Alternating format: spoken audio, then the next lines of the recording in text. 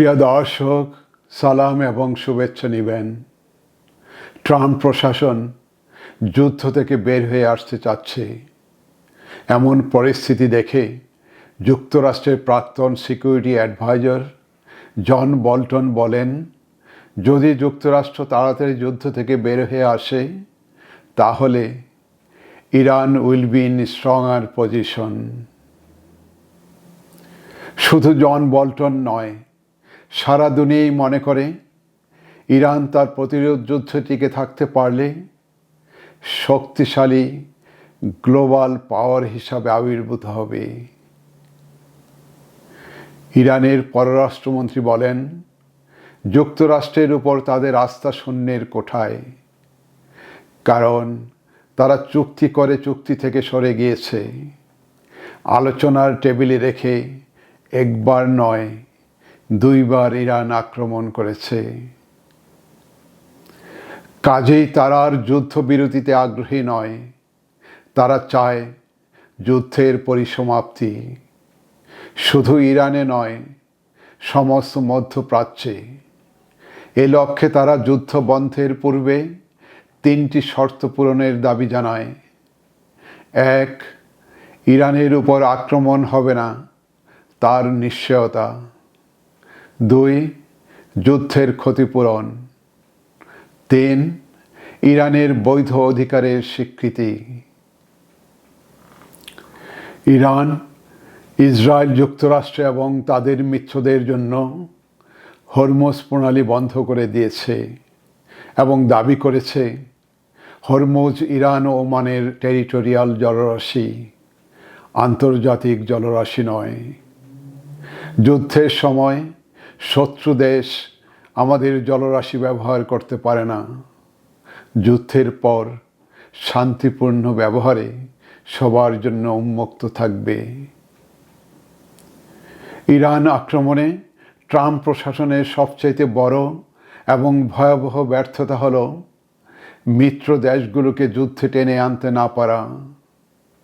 Britain, France, Germany এবং Spain সহ কোনো মিত্র দেশই এগিয়ে আসছে না।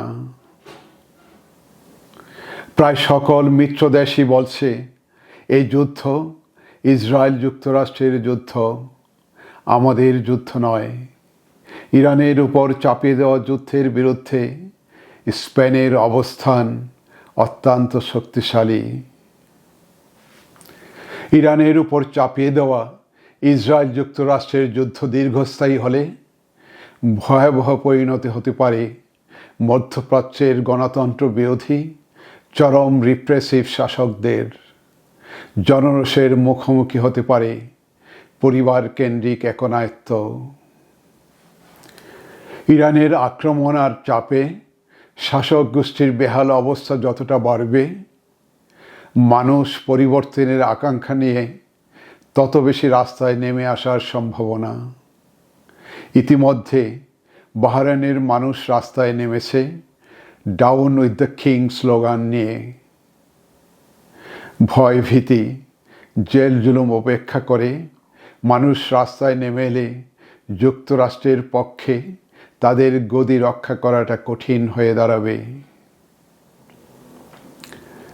ইসরায়েল যুক্তরাষ্ট্রের ইরান যুদ্ধের কারণে বিশ্ব রাজনীতি এবং আন্তর্জাতিক নিয়ম নীতিতে অনেকগুলো পরিবর্তন লক্ষ্য করা যাচ্ছে। যেমন ধরুন, ওয়ার্ল্ড অর্ডার একেবারেই অকার্যকর হয়ে পড়েছে। যুদ্ধ অপরাধকে সহজ স্বাভাবিক ঘটনায় পরিণত করা হচ্ছে। যুদ্ধে যুক্তরাষ্ট্রের মিত্র দেশগুলো অংশ নিচ্ছে না। ন্যাটো যুক্তরাষ্ট্রের পাশে নেই।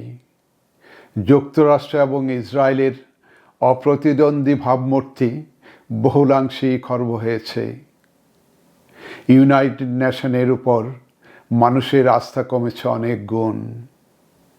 আর এসব পরিবর্তনের কারণে আগামীর পৃথিবী হয়ে উঠতে পারে আরও সংঘাতময়, বিপজ্জনক। প্রেসিডেন্ট ট্রাম্প বলেন, ইরানের সাথে ডিল না হলে আমরা প্রতিটি ইলেকট্রিক জেনারেশন প্ল্যান্টে আঘাত করব। আমরা তাদেরকে প্রস্তর যুগে নিয়ে যাব। সবশেষে তিনি 48 ঘন্টার আলটিমেটাম দিয়েছেন। তার এই বক্তব্য সাধারণ আমেরিকানদের কাছে গ্রহণযোগ্য হওয়ার কথা নয়, কারণ এই অ্যাকশন যুদ্ধ অপরাধ হিসাবে গণ্য। তবে ইরান এখনও আপোষহীন। হরমুজ প্রণালী বন্ধ রেখে পাল্টা আঘাত করে তার শক্তি জানান দিয়ে যাচ্ছে।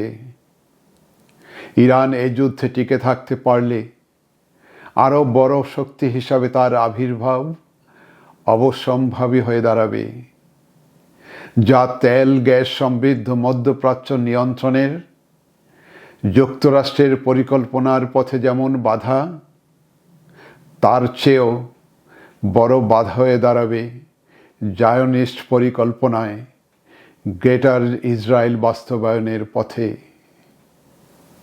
আর এই কারণে কি প্রেসিডেন্ট ট্রাম্প ইরানকে প্রস্তর যুগের সভ্যতায় পাঠাতে চাচ্ছেন? সবাইকে ধন্যবাদ।